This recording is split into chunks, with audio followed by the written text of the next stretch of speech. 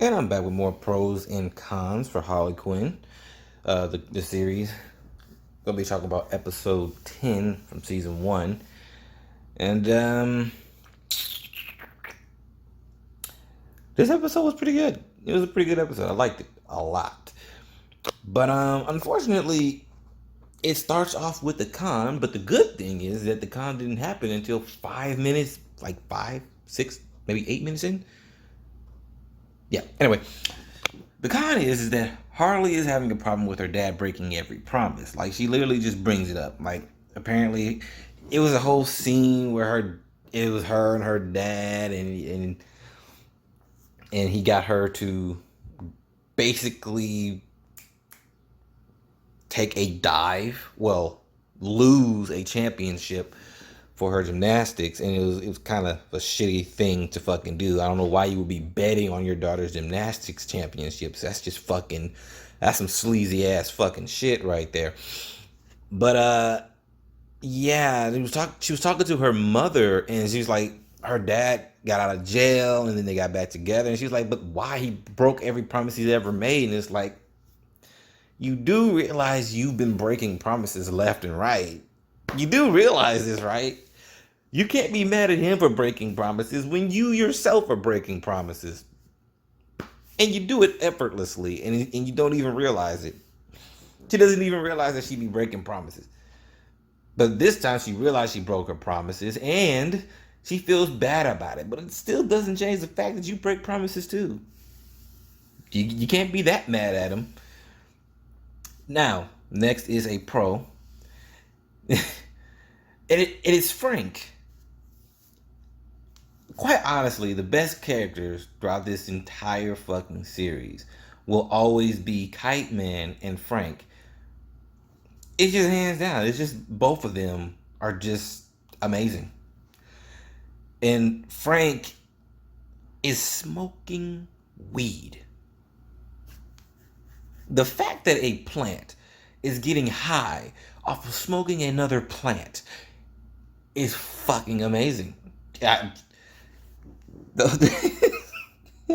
It was amazing. I loved it. Wouldn't that be an issue though?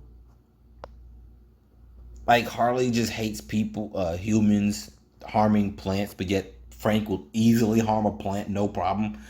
But anyway, next is gonna be a con. So we just, oh yeah, it was Harley, her mom, and her dad were all eating, and for some odd reason, they have some kind of hatred for the Irish. They just hate the Irish. It was like, so we just gonna and then they just kept going with the conversation. It was like, we're just gonna skip past this obvious prejudice against the Irish. Like, we're just gonna do that. Well, anyway, I guess we're just gonna go past that. But this is not even a pro or con. It's just a little nitpick because it's kind of annoying. Why does everyone at this dinner table have spaghetti strands just hanging off their goddamn plate? That shit is really goddamn annoying. Why is it going off your plate? Keep it on your fucking plate. I never understood that. Why they would make these cartoons in the spaghetti strand, and they have like spaghetti and meatballs, but the spaghetti be like overflowing off the goddamn plate in random places. It's like, why do you do that? I don't understand that. Keep it on the fucking plate, please. It's just a nitpick. Ignore it. Anyway, the next one is a pro, and it's the okay. I gotta control myself here. The grandma, Harley's grandma, mentions that she has brain cancer, and when she mentions when she mentions it, hold on. Okay, I'm trying to get the giggles out. Whew, okay. When she mentions that she had brain cancer, her fucking head just explodes because someone just put a bullet in her.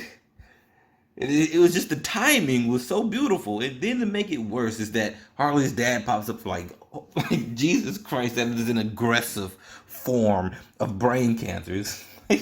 It just added on to it. It was fucking hilarious. I just couldn't. I had to pause it because it was too fucking funny. Like, it was great. I loved it. The next is Con. Harley wonders why her mother didn't call her when they was having money issues. And quite honestly, no matter how many, no, honestly, Harley is the last person her mother should be calling for anything, for any fucking thing. Harley does the most extra shit possible that would do nothing but cause more problems than solve. Harley just does what she does, but never thinks about the ramifications about how it affects others. She doesn't care about it affecting others. She just does things. That's an issue. You would make it worse. No. Just no. Unless it has something to do with you helping out another criminal commit a crime, no one else should be calling you for any goddamn thing. That's just the truth. That's just the truth. Your mother shouldn't be calling you for shit. She did the right thing by not calling you. Although they probably shouldn't have borrowed money from the mob. That was not a good idea either. If you was gonna do that, you might as well have just called Harley. Jesus Christ. The next pro is Frank again. He's having a fucking wet dream. The scene just starts with him just laying in the car talking about, yeah, pollinate me hard. I'm like, whoa, hey, whoa. What is this? What the fuck is this? I just couldn't. Oh my god, I fucking couldn't. Also, what the fuck is up with this dude taking him all the way to fucking Mexico for hallucinogenic honey? That apparently, if you take one lick, you see God or some shit like that, and you take a second one, you pass out with a raging hard on. The dude was passed out for like the rest of the episode, I think. The rest of the time that he was mentioned, he was passed out with a hard on, and somehow Frank moved him to the back seat. I don't even know how to. Whatever. It's whatever. The next pro is that Grandpa's a fucking savage. Her grandpa's a straight savage. That man came in and literally said, I heard you was in town and your grandma's dead. I found no better reason to celebrate, bro. That shit was funny, but what was, but then, the next pro, because right after Grandpa just did some savage shit, the motherfucker just sat there and said he got a check of he has high blood pressure. And he doesn't know how long he has to live, and then his chest just fucking explodes. And there's this gaping hole. And he goes down. And then her dad just goes, that blood pressure ain't no joke. It's like, what the fuck?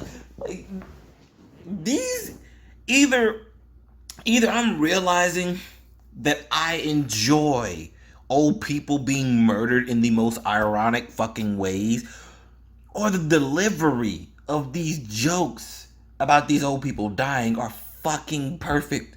Like, they did it perfectly. I'm loving it. Those were the funniest moments in this entire episode. Those two was her grandparents dying. And it's fucked up, but it was hilarious. This next pro kind of helps you understand where Harley gets her bullshittery from. But at the same time, this is technically not how her parents actually act. But that's how this show portrays them, so fuck it. This is how the show portrays her parents, so fuck it. Let's just roll with that shit. But anyway, her parents basically tell her like it is by how her actions basically affects them. But they didn't say it in a way that you could properly understand how they're affected. She basically says, "Oh, yes, you being Harley Quinn is why we get spit at the grocery store." That's fucked up. You're getting spit at just because of someone else. Also, they mentioned they become the laughing stock of the neighborhood. Yeah, I'm pretty sure you get a whole lot more than just a laughing stock of the neighborhood, considering all the fucked up crimes Harley has committed throughout her entire time of being Harley Quinn. She has done a lot of fucked up things. Hell, when Michael Jackson was fucking accused, and it turns out that it was all false, the woman who literally told her son to accuse Michael, she got a bunch of hate mail. Her husband divorced that bitch. And unfortunately, the dude still gets fucking death threats in the mail.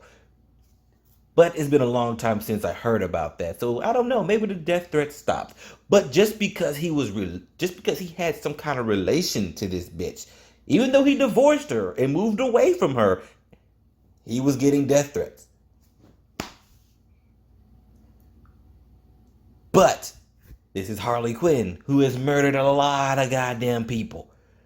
I'm pretty sure her parents have gotten more than just spat on and became a laughing stock of the neighborhood. I'm pretty sure they probably gotten assaulted a few times, or I don't know, got some death threats too. So, I mean, basically they're saying, hey, Harley, everything you've done has affected us in a negative way, and you've done it, and everything you've done has been far, far away from us. But also they also mentioned, like, her dad is like, I don't understand why you're mad because you're a criminal like me. We're the same. And she's like, we're not the same. He's like, please, I betrayed you just like you betrayed your crew. And she literally tries to make it seem like they're not the same, that it's not the same situation. It is. Betrayal is betrayal. It doesn't matter in what form it is. It's the same. You was sucking face with Joker instead of helping your crew and helping Ivy. You still stabbed them in the back. And they got hurt for it. It's the same, Harley. It's the same. It just took your parents trying to murder you, which is kind of fucked up in a lot of ways. But it took them to let you know.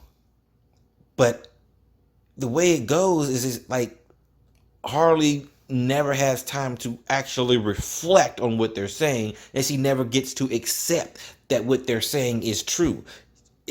Because it goes straight into something else with Frank showing up and letting her know that Ivy needs help. And it's like she doesn't even have time to process the truth that just slapped her in the fucking face. And also her parents, you can tell how Harley is just like her fucking parents, because Harley was about ready to kill her dad, who was just trying to kill her because someone put $1 million bounty on her fucking head. She was about to kill him, and her mom was like, please don't kill him. And he was like, yeah, don't kill me, we're family. It's like, bitch, what? You were just trying to kill her, and now you're talking about don't kill me, we're family? What? That's not how that works. That's not how that works. That's bullshit. Matter of fact, I should add that as a con, because that is bullshit. But at the same time, this is just how Harley acts. So fuck it. I'm gonna just leave it as a pro, because this is just how Harley acts. It's just how it is. Also, the very last pro is about how Bane like lectures Joshua, the Penguin's son, because Harley did ruin his bar mitzvah unnecessarily. Quite honestly, I don't know why she did it. She just, well, actually, no, I do know why she did it. She was about to die and she needed a distraction, but she didn't have to do it by by fucking with the kid. Yeah, it's kind of, although he was the one with the gun who was gonna shoot her, but he also, you know what? Fuck it. I'm not gonna get into that. It is what it is. But he basically tries to end it off by saying, you know, the road to maturity is a long one and blah, blah, blah. But then he, like, trips on a fucking chair. And then the chair was already there. But he's like, where did that chair come from? Who put that there? And then he just chucks it out the goddamn window and hopes, and it talks about how he wishes the chair would blow up, the stupid office chair and shit. Like, how you gonna sit there and lecture this kid and then talk about maturity just to act immature right afterwards. That it was just funny. It was just it was funny to me. But anyway, that's all I have for this episode. All in all, the episode was fucking good. Truth bombs were thrown, and Harley did not have time to let all that shit sink in, which is quite fucking sad. And it will continue to be a running thing where she will never have the chance to let all these lessons and truth bombs sink in so she can actually learn and change her ways. But that's Harley for you. Which is why she has her alternate ego sometimes trying to set her straight, which kind of doesn't always work all that well because she tends to ignore advice from people. Anyway, that's the end of this video and I'm done.